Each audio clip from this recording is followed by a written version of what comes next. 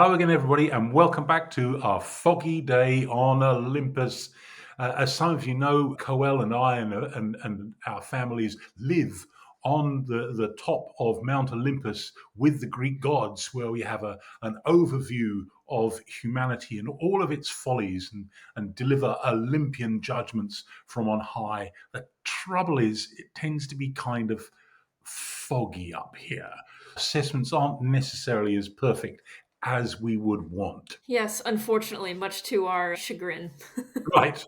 Oh, I always forget to say who the heck I am. Perhaps I'm forgetting who I am now that I'm so elderly. I'm Mike Pierce. Yes, still to this day, unbelievably, you're Mike Pierce. And my name is Coel Campo, and today is the third episode in our series on fundamentalism, which, as you explained a few episodes ago, does not necessarily mean what you think it means. And so if you're getting some kind of a crazy picture of what fundamentalism looks like in your mind, go back and listen to the first episode in this series so you know what we're actually talking about. And the title of this episode is What the Bible Says After the Monkey, which requires a little bit of context. So, quick recap. Fundamentalism had emerged in the 1910s as a reaction against modern trends. And the theory of evolution was one of the most important. And so we had the Scopes monkey trial of 1925, which had been a fiasco and made fundamentalists look a little ridiculous. So now we are going to look at what happened next. Yes, we are indeed. How did fundamentalists live while looking ridiculous? And sadly, things did not improve. This is a fairly dark chapter, I'm afraid. And in case people are getting depressed, things will lighten up in the next couple of episodes. Because the only way from here is up. So we are now bottoming out in this episode. Okay, so let's start off with a cartoon of the fundamentalists' own creation, it has to be said, from 1922. So just 3 years before the famous monkey trial in Dayton, Tennessee of 1925. And this is a slippery slope kind of argument. Yeah, so by a slippery slope, it's implied that if you take the first step, you'll find it impossible not to take the next and then the next. So, was there or is there any validity in that? Well, some, but nothing like as much as fundamentalists tended to push. This was a favorite trope of their kind of arguments. So in this cartoon here, we've got the young man at the top descending from Christianity to Bible not infallible, by which they meant not necessarily historically literal throughout, because that was the plank they were standing on. And then we descend to man not made in God's image, no miracles, no virgin birth, no deity, no atonement, no resurrection, agnosticism, atheism, and the man is aging visibly till we get to the old man at the bottom. So this is the descent of the modernists. Yeah, it's a favorite argument. Now, mostly I think this argument is wrong, but one can understand it. And I suppose from personal experience or observation, some people who've slid away maybe from an orthodox faith have done so by degrees, taking one step which seems to lead them to another. That can happen, but I would say that it's much overblown in fundamentalist rhetoric. Well, you've certainly proved that you can look like this old man and not be an atheist. So, Well, that's really you're just too good to me, really. I have to take them when I can. Yes, right. Okay, and I will repay when I see the opportunity. Okay, well, let's move on here to look at some of the fetishes and perhaps besetting sins of some of these groups in terms of their own rhetoric: rum, Romanism, and race. Okay, wait, but do these three things really belong together? I mean, I'm assuming the rum is a reference to the prohibition movement, right? Right, it is, and the movement was becoming very strong, just as fundamentalism was starting to emerge. And of course, prohibition is in force in the US in the 1920s through to the early 1930s, when it has to be repealed. Now, fundamentalists were not the only supporters of prohibition, not by any means. There was a strong constituency for that, for example, amongst second wave feminists and people pushing hard for the votes for women and a number of others. But in fundamentalist liquor, hard liquor, was often associated with Romanism. Yes, and Romanism was their hostile term for Roman Catholicism. Yes, yes. They preferred to use that term um, as a sort of pejorative. And their point was that Roman Catholics tended, on the average, not to have the same kind of aversion to consumption of alcohol that were there amongst many kinds of Protestants and, for that matter, some kinds of secular people. So they tended to link the two things together whenever they could, as suiting their often painful anti-Catholic rhetoric. Now, we've got to remember this is a time before there was any real reconciliation between Catholics and Protestants generally, or Catholics and evangelicals in particular. That comes much later in the 20th century. So, what about race? I mean, is that really fair? Because, I mean, I know we take it for granted that racism was absolutely rampant back then, but were fundamentalists actually worse than anybody else? That's a very hard question to answer.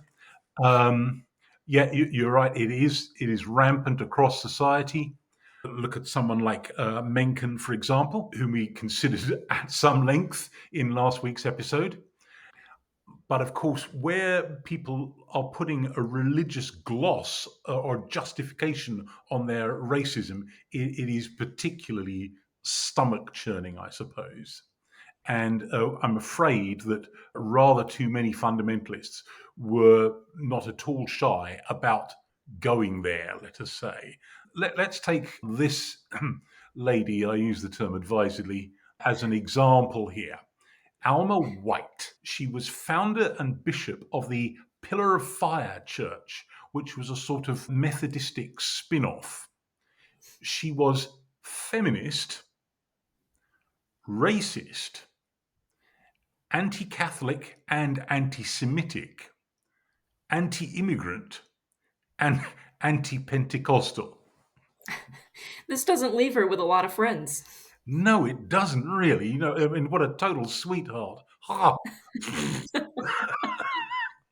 Actually, I discovered this church in a rather unusual way about nearly 30 years ago. Someone who'd been staying in the UK, and I was at that time still living in the UK, needed me to pick up some of their belongings because they had been staying for a while in a house belonging to a church in North London. It's their only church in North London. It was an American church. And gave me a phone number to pick up this stuff. And I called, and the voicemail at the other end of the line said, "Hello, you've reached the Pillar of Fire." And I started to laugh because I thought, oh, this fellow has a fine sense of humor. He's using this, jokingly about his church, and then discovered that this was indeed the name of the church. Right? So they still existed in the mid 1990s. Maybe they don't now. I don't know. But this is their founder. Yeah. Not someone you kept in contact with then. No, I picked up the stuff as I was bidden and then got the heck out of there. And I've found out about this organization, what I have found out since those days, in much more recent years. Yeah. Well, let's take a look at this. I don't think this is from their church, but the next pictures we're going to look at, unfortunately, are. So we've got a load of Ku Klux Klan people in a church with Jesus Saves banner above them.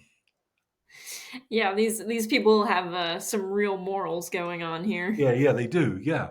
Well, we need to remember that the period after the First World War was almost like a kind of second coming for the Ku Klux Klan. They'd emerged after the Civil War and had been pretty forcibly put down for their acts of violence, but they re-emerge stronger than ever And please dispel your preconceptions, everybody. This was not just in the South by any means. They were all over the country, in Chicago, in New England, holding big parades. They were everywhere. And whilst they were hardly exclusive to fundamentalist churches, fundamentalists didn't exactly shun them, as you can see here. So it's, yeah, pretty stomach churning stuff. Well, this next picture is a Pillar of Fire church publication, Klansmen, Guardians of Liberty, the defender of the 18th Amendment. And the author of the article is Alma Bridwell White, whom we met a moment ago. So the Klan was not simply racist, it was anti-immigrant and ferociously anti-Catholic. And the immigrant and the Catholic things kind of went together because although immigration from the 1920s onwards was greatly reduced, in the period immediately before that, rather a lot of people have been coming to America from Catholic countries. And from a certain point of view, that kind of threatened the long-standing Protestant hegemony there. So the Klan were reacting against them as well. Well, our next picture is a similar sort of thing taken from the same publication, with a Klansman sitting astride, well, this is clearly meant to be the Pope, that's the papal tiara there, and an American flag.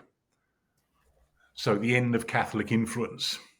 I wonder if they always looked this smug. Yeah, well, of course, you'd be extremely ill-advised to take your history from any movies, whatever. But, Oh Brother, Where Art Thou? The movie kind of portrays these kinds of people. It's a semi-secret society. It's secret in the sense that they wore the hoods, but their membership was a kind of open secret for many people. Yeah, it's a dreadful period in American history, I'm afraid. You know, I'm shocked that you've seen that movie. I, well, I think I saw it when my kids were quite young, maybe in their teens or something like that. So, yeah. Yeah, it's not exactly food for the intellectual. No, it's not really. No, but it's kind of entertaining. And the music is absolutely fantastic. Okay, well, the next picture is again the Pillar of Fire Church, the Good Citizen. It's attacking the presidential candidacy of Al Smith, who was a Catholic and defeated in 1928 by Herbert Hoover. And Smith's Catholicism was used against him very, very effectively, not just by the Pillar of Fire, they were relatively small beer, but this was a major factor used by many people to say, well, you can't vote for him. And as many of you will know, the first Catholic successfully elected to the presidency was John F. Kennedy in 1960. So, yes, very distasteful stuff. Now, here's the Texas Tornado, J. Frank Norris. Texas Tornado, is this kind of nickname for real? Yes, it is. A number of preachers were given these kinds of nicknames, combative. And the idea was that it would sound exciting and impressionable young people, perhaps particularly impressionable young men, would want to come along and hear this barnstorming preacher. So, yeah, it's all part of the razzmatazz and showmanship. We saw a couple of episodes back with Billy Sunday, who wasn't particularly macho, but he nevertheless used loads of theatrics. Now, we're focusing on Norris, not because he's kind of like the leader of the fundamentalists or anything like that. They didn't have the leader, but because he is representative of the mentality and the kind of personality that is thrown to the fore by this movement during this period. So this next slide gives us major points in his career. So he's pastor of the First Baptist Church in Fort Worth in Texas for 43 years, basically from the age of 32 to the end of his life. 3 years into that pastorate, he's acquitted of arson and perjury charges related to a fire that destroyed the church auditorium, which is kind of fishy. 8 years after that, he starts a radio ministry and uses it to attack the teaching of, quote, that hellborn, Bible destroying, deity of Christ denying German rationalism known as evolution at Baylor University. Baylor University these days is not at all like this, but its origins were somewhat fundamentalist, let's say. Yes. But again, that kind of quote that we just gave there is typical of their kind of rhetoric. It takes all the things that they don't like and lumps them together as though all of these things are somehow linked when they're not necessarily linked. And evolution, the idea begins with with Charles Darwin, of course. It's not a product of German rationalism. Well, in 1926, he launches his sermon series, Rum and Romanism. There's the link again, attacking the Catholic mayor of Fort Worth, H.C. Meacham. And that year, he's indicted for the murder of lumberman D.E. Chips, who was a friend of Meacham's, in the church office. And Norris pleaded self-defense and was acquitted. Now, whether or not he was guilty of the arson some years before or of the killing then, this is clearly a very controversial, fractious kind of a person. And these are the leaders that are thrown up by this movement. 2 years later, he campaigns against the election of Al Smith for the presidency on the grounds of Smith's Catholicism. So, yeah. I was just thinking nowadays, I doubt people would hardly bat an eye at this since apparently we can have a felon for a president. So, Right. Yes. And I find it hard not to think that whole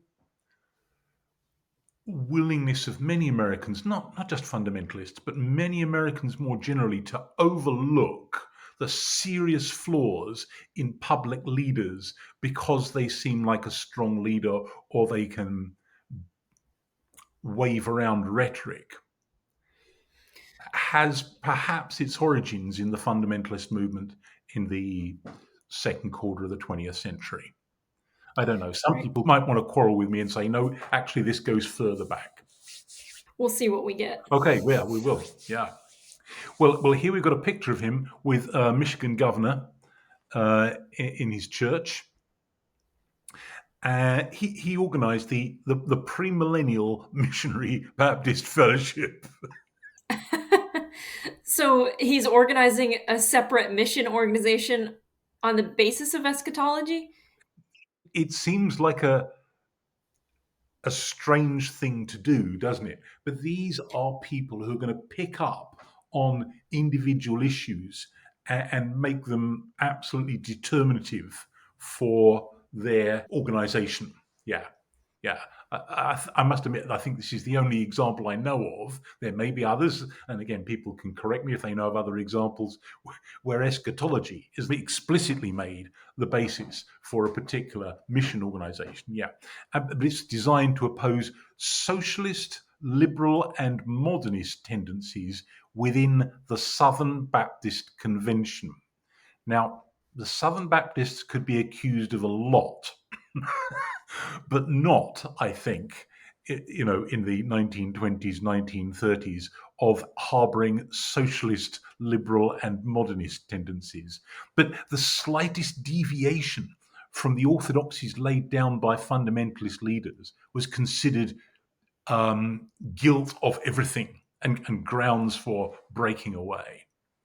After John Birch, a graduate of his seminary in Fort Worth, because of course he establishes his own college, was killed by Chinese communists in 1945, Norris renews his attack on communist influences inside the US. Now, I don't want to minimize those simply because the McCarthyite sort of witch hunts against various public figures were excessive does not mean that there was no communist threat inside the United States, both in the years before World War II and afterwards. There certainly was, right? But nevertheless, the temper in which that was conducted was something approaching hysteria. Quick sideways comment here. John Birch, whom we just mentioned, he was, as we've said, a graduate of his seminary. A society was founded, a very strongly right-wing, ferociously anti-communist, the John Birch Society, which held him up as a kind of a martyr to the forces of godless communism. Okay, well, what we're going to do now is look at an analysis by a prominent historian like George Marsden, who we mentioned in the previous couple of episodes. Joel Carpenter is an evangelical, but not a fundamentalist. So he's not completely unsympathetic to the people he's describing, but he's giving an analysis and coming to some rather sad conclusions, which are actually, I think, unavoidable, as we will see. And his phrases about them are, they're infighting, they're nitpicking, and some of them, like J. Frank Norris, have become reactionaries, pure and simple. Now, his book, Revive Us Again, is a masterful study of American fundamentalism, which was coming back slowly from its low point after the 1925 Scopes monkey trial. And he's tracing the story through to the point where evangelicalism becomes much more of a going concern, a little bit from the late 1940s, but much more from the 1950s onwards, when the scenario starts to brighten up. And that's the kind of thing we're going to be dealing with in our final episode of this series. Well, I assume we're going to have some quotes by him. Well, we're going to have a fair bit, yes, because he has so much that is to the purpose. So he points out that combativeness becomes a fundamentalist trademark. By the mid-1930s, so we're now 10 years out from the Scopes monkey trial, fundamentalists had relatively few opportunities to contend face-to-face with their liberal opponents. The victorious liberals no longer felt compelled to take on fundamentalist provocateurs as serious contenders for power. Maintaining a militant stance against modernism was so important to fundamentalists' sense of identity and purpose, however, that the movement's leaders kept up the rhetorical attacks anyway. Their magazines were full of show trials and ritual slayings of their enemies in absentia. Okay, wait, but can we spell this out? I mean, why did the fundamentalists no longer get a chance to debate their opponents face to face?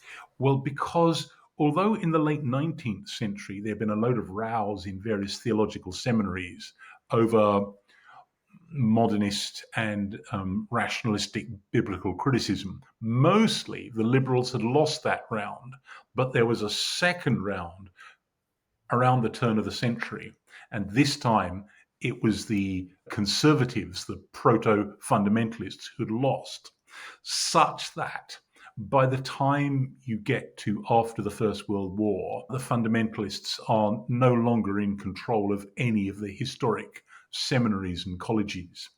And in fact, during the interwar period and afterwards, they go on to found a number of their own. This is the era of the founding of Bible colleges and Bible institutes, this kind of thing, which either have no pretensions to being academic at all or are academically low grade. But all of it means that there's no longer any face-to-face contact between the theological liberals and the fundamentalists. Okay, so Typical was a sermon by E.W. Kroll, a Baptist pastor from Jackson, Michigan. Now, I've been familiar with this for some years, and I've hunted around online for this fellow, E.W. Kroll, in Jackson, Michigan, and I can't find him. I take Carpenter's word for it, but I can't find him in any records online that I know of. Okay, but it began with a text from the prophet Hosea.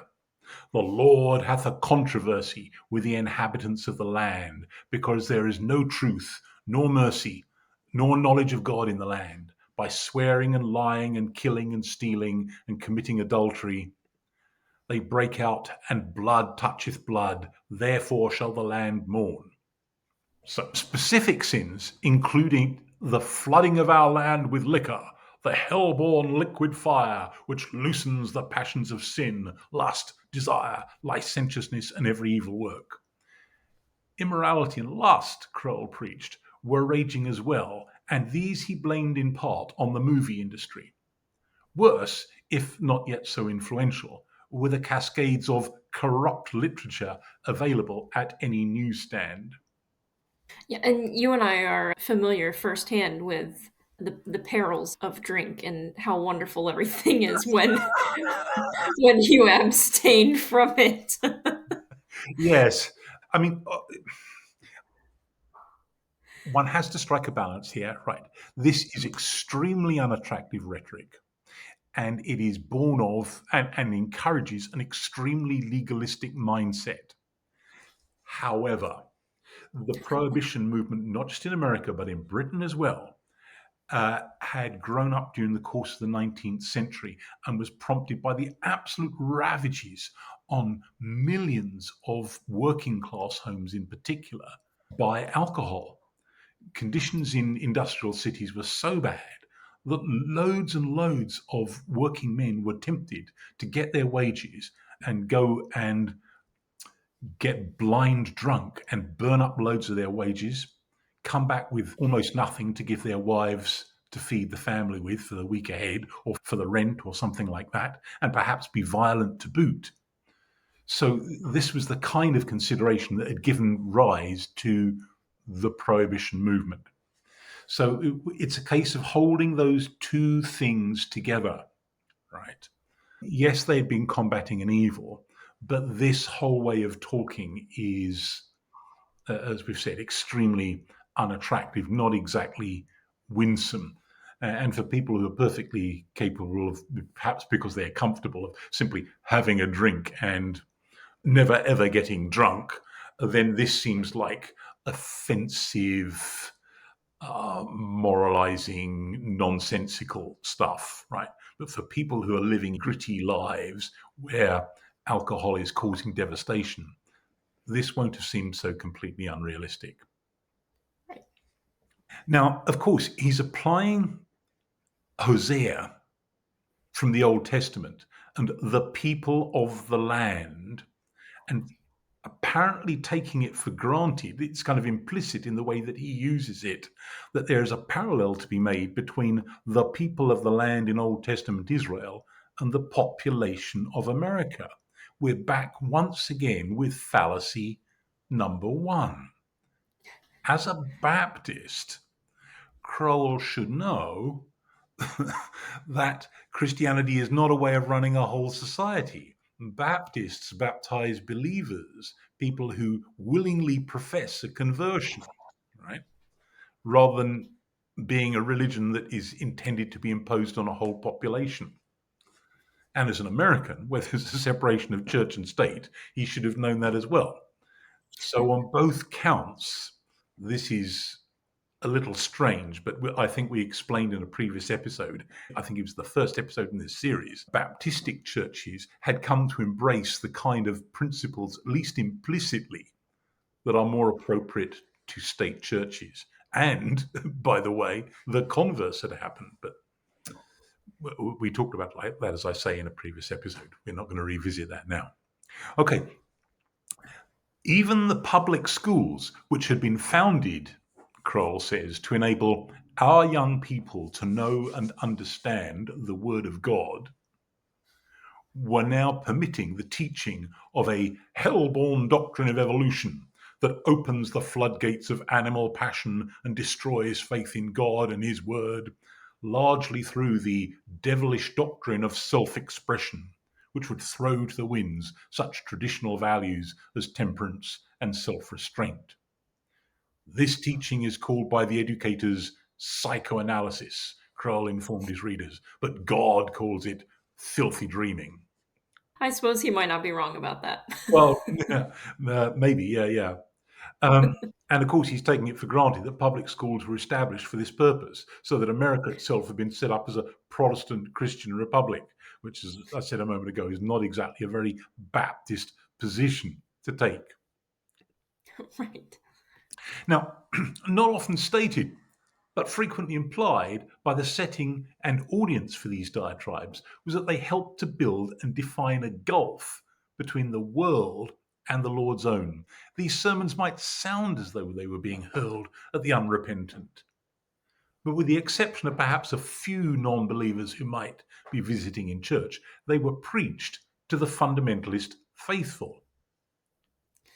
So the apparent purpose of the sermons was to combat opponents, but the real purpose was to dig a deep ditch between us and them. Yes, yes. And in that, I'm afraid they were kind of successful. And it makes then actual evangelism more and more difficult, right? They're doing a pretty good job in hanging on to the crowd that they've got, but at the price of making themselves more and more inaccessible to anybody outside of that. Right. And here comes one of Carpenter's key points. The fighter's stance became second nature to the fundamentalist movement's leaders, and for the veterans especially, the experience of losing campaigns and respect turned them into reactionaries, pure and simple. Fighting had become a way of life for warlords such as William Bell Riley, who in 1940, at age 79, published a compilation of accusatory sermons and addresses titled The Conflict of Christianity with Its Counterfeits. Militancy and machismo were part of the movement's mystique, and that is perhaps a key to the slightly political point that you made a few minutes ago, right? But that's kind of there and has been for quite a few generations now out in American public discourse. Fundamentalist leaders often bore pugnacious nicknames: Texas Tornado, as we've noticed, Duke. There were also several Fighting Bobs. And John R. Rice's aggressive newspaper, The Sword of the Lord, evoked the battle cry of Gideon's warriors. Well, a moment ago we mentioned William Bell Riley. Here he is. He was a Baptist pastor in Minneapolis, founder in 1919 of the World Christian Fundamentals Association. Yes, this was the group that John Washington Butler, the Tennessee legislator who we discussed in the last episode, belonged to. Right, yes. So William Bell Riley is the mothership, if you like, of that particular organization. And effectively, he was the founder also of the Anti-Evolution League of America in 1924. And he railed against what he called an international Jewish Bolshevik Darwinist conspiracy to promote evolutionism in the classroom. So, Jewish Bolshevik Darwinist, this doesn't really even make sense. No, it does if you're paranoid. I'm not just being sarcastic here. I mean that quite seriously. Funnily enough, Soviet propaganda talked in a similar way, lumping all its enemies together in a bundle separated by hyphens, which is what he's doing there, right? They did exactly that. And the Soviet government in the interwar period was paranoid as well. So yeah, that's just a way of talking, and of course, it's absolutely repellent and is practically guaranteed to drive away anybody who isn't already persuaded, because they're so certain that real America should really see the light, and that given that they don't, there must be some kind of vast conspiracy arrayed against them and people who think as they do. Okay, well, fundamentalist pugnacity and ideological militancy could not always be directed toward the enemy on the outside. Once the controversies with the modernists died down, fundamentalist instincts prompted them to look for infidelity within their own ranks. The annals of fundamentalism are filled with episodes of infighting, nitpicking doctrinal debates, and territorial disputes. A sermon that John R. Rice delivered, we'll take a look at him in a moment, at his Fundamentalist Baptist Tabernacle in Dallas on a Sunday night in 1935, exemplifies the accusatory, intimidating thrust of such rhetoric. The topic was dancing. Now, this is a subject on which you and I have sort of history, not that we've ever danced together. Our listeners should understand, but because it was an issue in Houghton College, wasn't it? Yes, it had only recently become okay for people to dance together by the time I got there, I think. Okay. I was just about to ask, had that been repealed by the time you arrived? Okay. I mean, Yeah. I will not be caught dancing with anybody. Everybody might be relieved to hear, but there we are. It's not down to moral scruples, it's down to fear of looking an even bigger idiot. Okay, moving swiftly on. Each of his points was punctuated with, "I dare anybody here to deny it," or "You know that it is so," or "Brother, whether you like it or not," or "Anybody here want to deny it? If so, stand up and do it now." Like somebody's going to have the psychological self-assurance to stand up and deny it, whatever it is he's saying in front of thousands of people when they're clearly all on his side. Or "I double dog dare you to stand on your hind feet right now and say it." It's too bad, really, that the preachers just they don't get this enthusiastic anymore.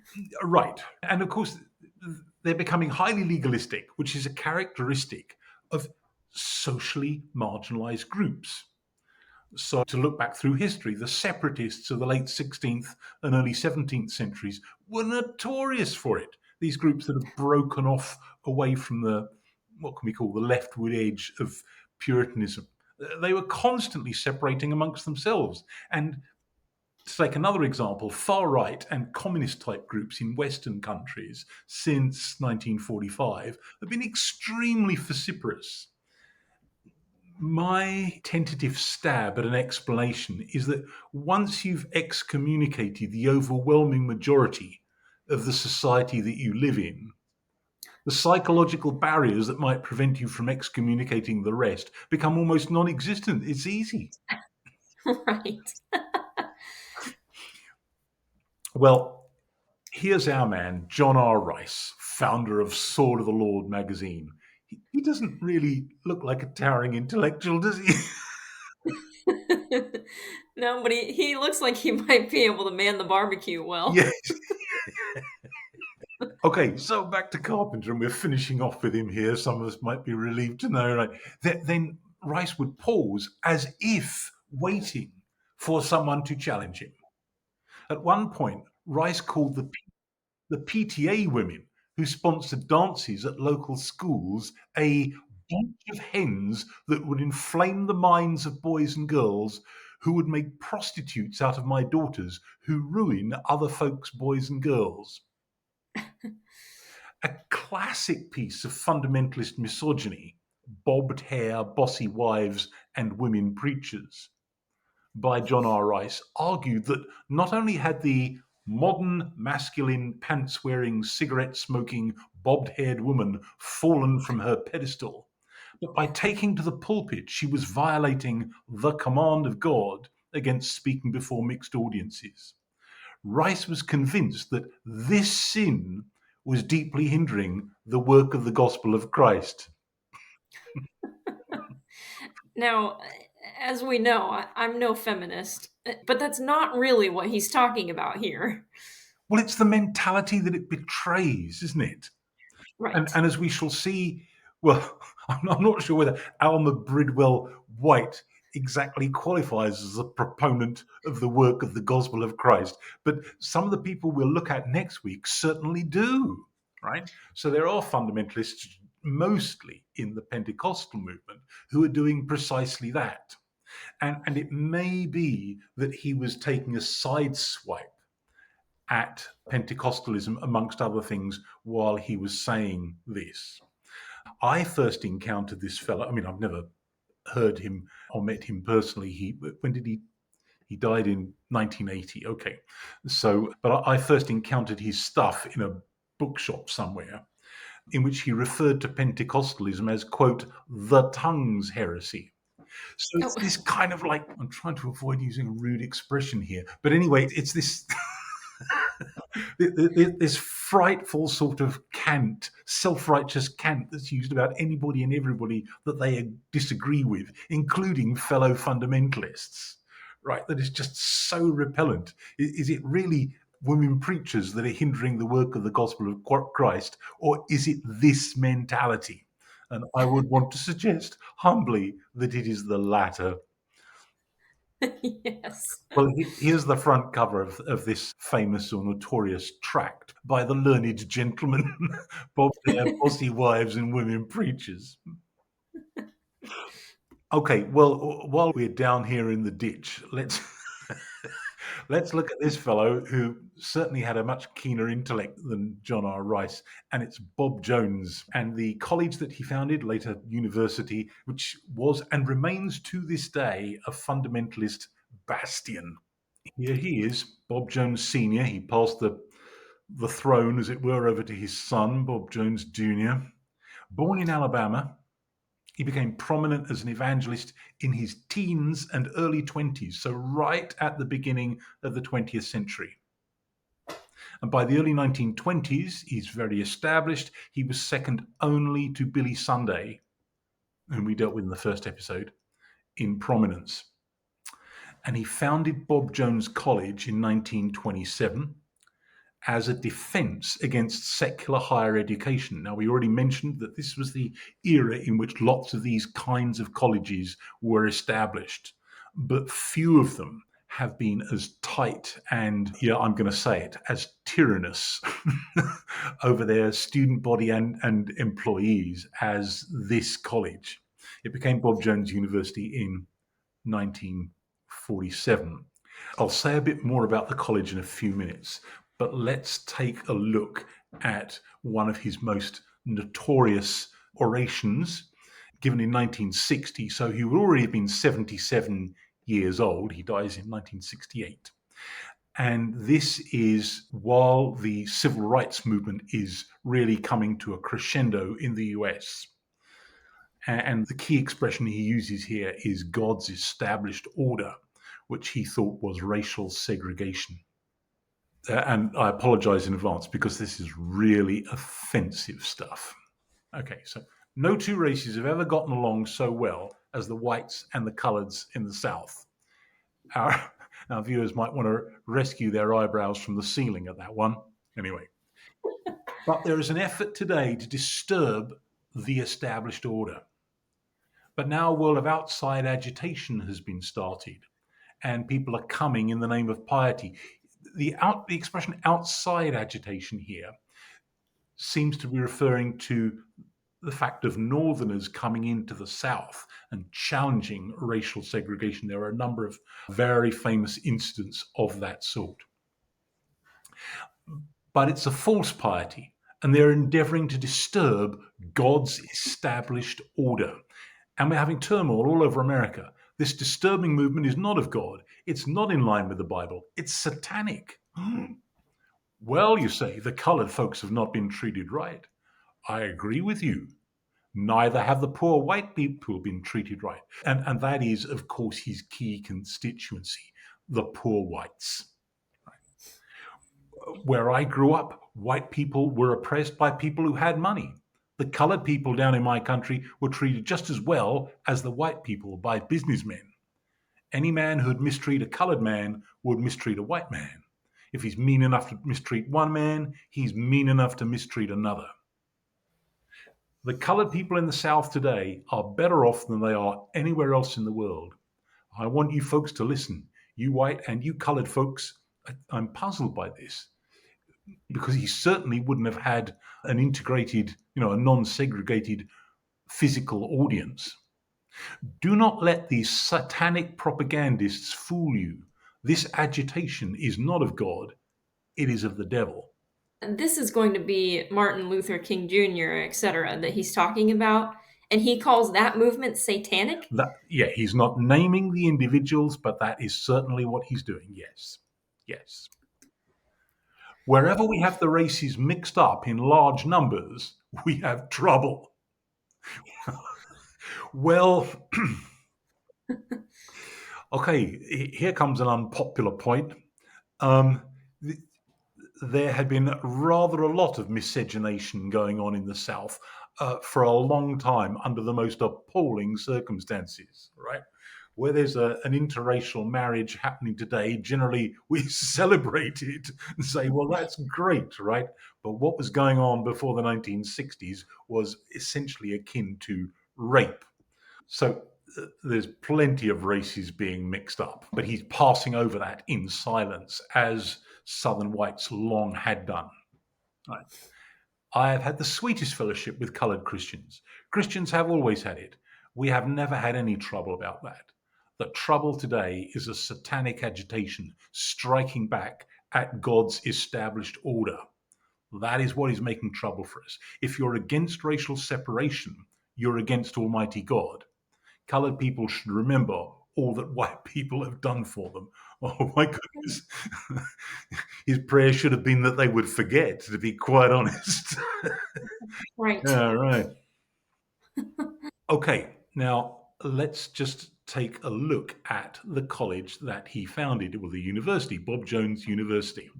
I actually got to visit this place because I have a friend who was a student there, and I am informed that many former students of this college took decades to get over the experience. Right? And some of them, I mean, just kind of walked away from any kind of religious profession at all.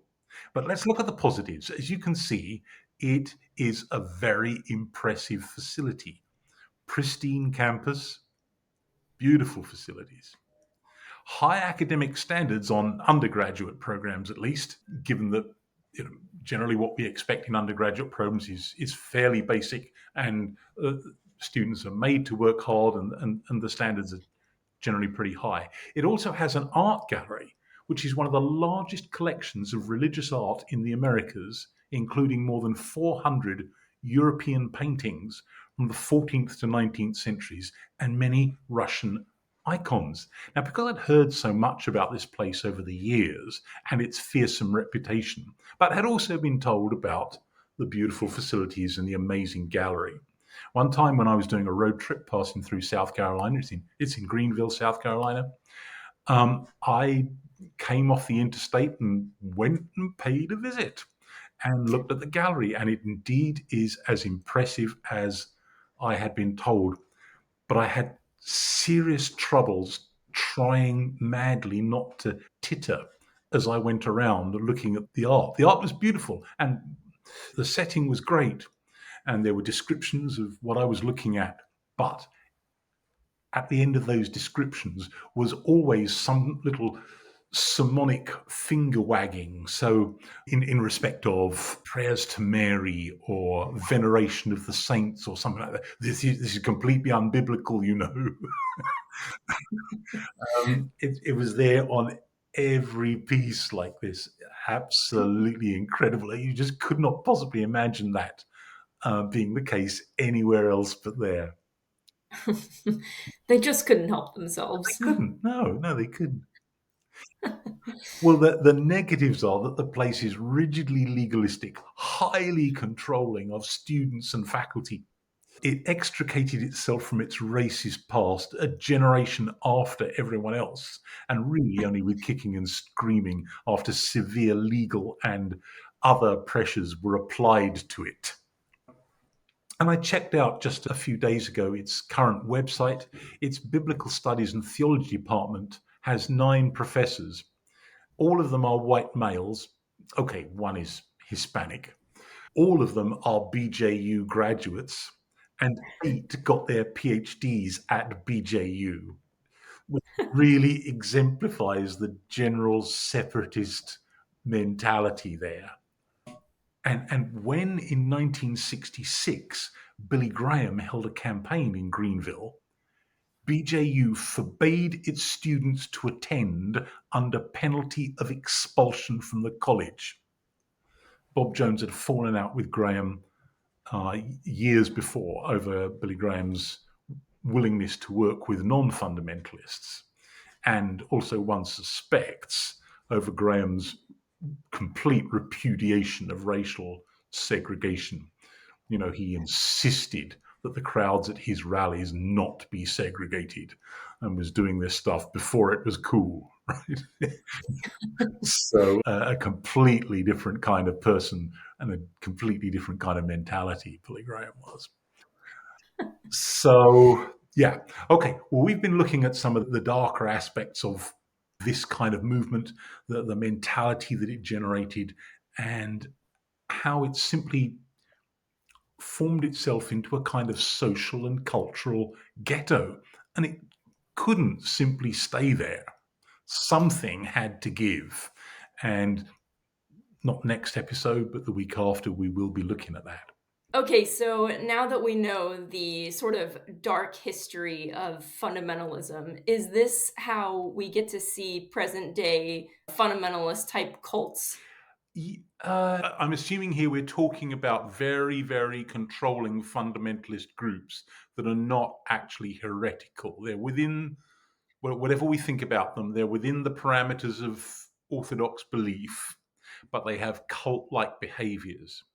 And I think that because fundamentalism goes through this very dark period after 1925, it helps to give rise to this, because it gives us, as we've seen with some of the pieces that we've read in this episode, it gives rise to the kind of very, very forceful leaders who are laying all kinds of stipulations on their followers. And sadly, far too many followers who are prepared to go along with it. And the way that one got this kind of power as a leader, and I think this is something that's passed over into the mainstream of American life, including in politics, as we see, is that you get traction over a certain following, not everybody, but a certain following, by being able to out-ultra. That's my little contribution to the lexicon of the English language there, a new verb, being able to out-ultra your fellows, right? So things are even worse about blah, blah, blah, blah, blah, than we've been saying so far. So you go even further, and that establishes your extra purity. And that, sadly, is still with us, and not just in the religious realm. But one of the things that it does give rise to is some fundamentalist groups, and it's not fair to tar them all with this brush, that even if they are not strictly heretical, they behave as though they were cults in some cases. And of course, loads of cases of abuse, because once you have cult-like behavior where total loyalty of people is to the group, all kinds of things that should never be overlooked get overlooked. And again, we see the same phenomenon. Let's keep this nice and vague here, with certain political leaders, right? Right. So even somebody like, well, especially Americans will be familiar with somebody like Bill Gothard and his teachings. He definitely falls into this Right, category. right. I mean, I suspect that most non-Americans in our audience won't know who he is, but he's someone who has had this very strong following, particularly in Christian education circles and that kind of thing. And it's not entirely surprising that there was a whole load of terrible abuse going on. Eventually, it was exposed, and the whole organization came tumbling down, right? And again, it's not simply that abuse is a peculiarity of these kinds of groups, but it is particularly prone to happen where somebody's emphasizing the exclusive or semi-exclusive purity of us and our group. And as I said a moment ago, people end up overlooking things or hushing up things that they really shouldn't do and wouldn't do under any other circumstance. So, yeah, it gives.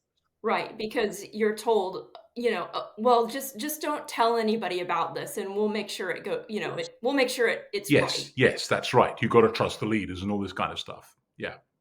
Well, if all of this sounds just too gloomy to be putting up with, we are in fact going to look at least a somewhat more cheerful aspect of this. Next week, which is looking at Pentecostalism. I know that some people think they don't count as fundamentalists. Frankly, I think that's ridiculous kind of nitpicking.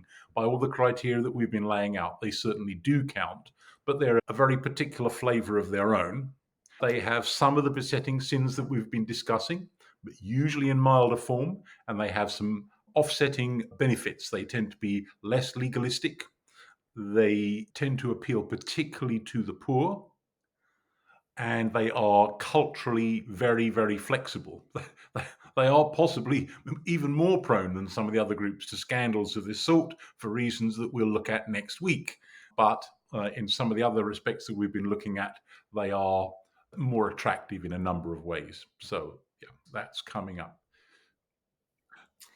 Well, thank you everybody for staying with us, and it sounds like we're going to have another exciting episode next week. Yeah, we are. I'm looking forward to it, and I hope you are too. Thank you very much. Bye bye now. Bye, everyone.